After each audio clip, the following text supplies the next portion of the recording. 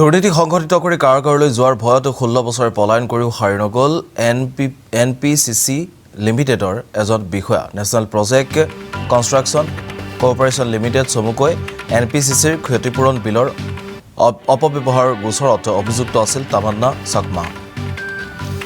2010 বৰ্ষত প্ৰতিষ্ঠানটোৰ শিলচৰ মাণ্ডলিক কাৰ্যালয়ৰ ধনৰ অপব্যৱহাৰ হোৱা সন্দৰ্ভত কেইবাজনো লোকৰ বিৰুদ্ধে SBI ৰুজু কৰিছিল গোচৰ আৰু CBI তদন্ত কৰি কাৰ্যালয়ৰ প্ৰবন্ধক UP মিশ্ৰসহ 25 জন অভিযুক্তৰ বিৰুদ্ধে 2012 চনত আদালতত দাখিল কৰিছিল চাৰ্জশ্বিট। আমি পুনৰবাৰ জনাইছোঁ এই খবৰ পুনৰবাৰ উল্লেখ কৰিব বিচাৰিছোঁ যে কাৰ্যালয়ত ধনৰ অপব্যৱহাৰ হোৱাৰ সন্দৰ্ভত কেইবাজনো লোকৰ বিৰুদ্ধে CBI ৰুজু কৰিছিল গোচৰ।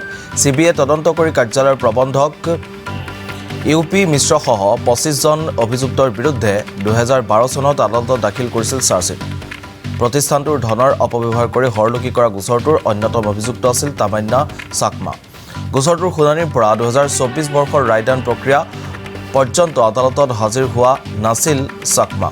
শুনানি কালত আদালতত হাজিৰ হোৱাৰ বাবে আইজলৰ বিশেষ ন্যায়াধীশ আদালতৰ পৰা গ্ৰেপ্তাৰী পৰোৱানা জাৰি কৰা হৈছিল।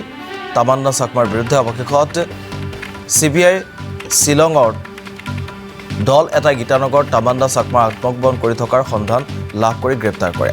ইতিমধ্যে গুৱাহাটীৰ আদালতত তামান্না চাকমাক হাজিৰ কৰোৱাই ট্ৰানজিট ৰিমাণ্ডত মিজোৰামলৈ লৈ যায় CBI দলটোৱে।